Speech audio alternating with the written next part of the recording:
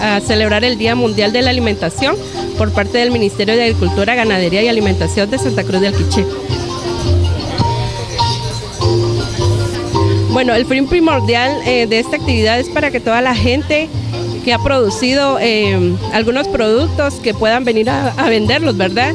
Y a poder contribuir a su economía familiar, que ese es el objetivo primordial del ministerio.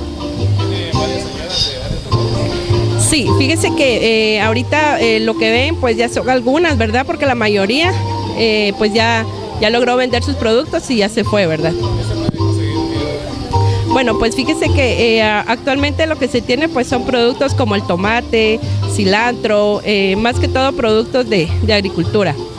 Y de igual manera también tenemos por el otro lado algunos platillos, ¿verdad? Para que toda la familia pueda degustar en esta mañana.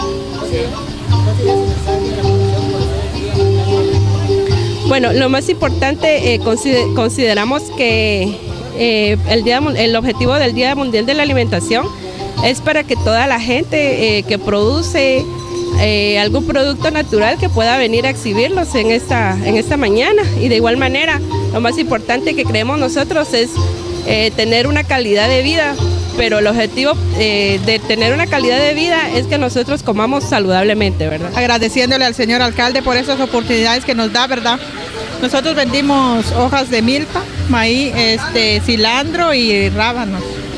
Y venimos de Chuacamán Cuarto. Traigo chilacayote, huicoy, pastel de zanahoria y jalea, cocadas, mole y ¿qué más?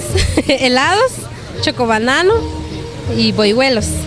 Que sigan adelante y que hagan lo que les enseñen, porque si solo nos enseñan y no lo ponemos en práctica no vale la pena, ¿va? Pero el señor alcalde, el deseo de él, que nosotros aprendamos y lo ponemos en práctica.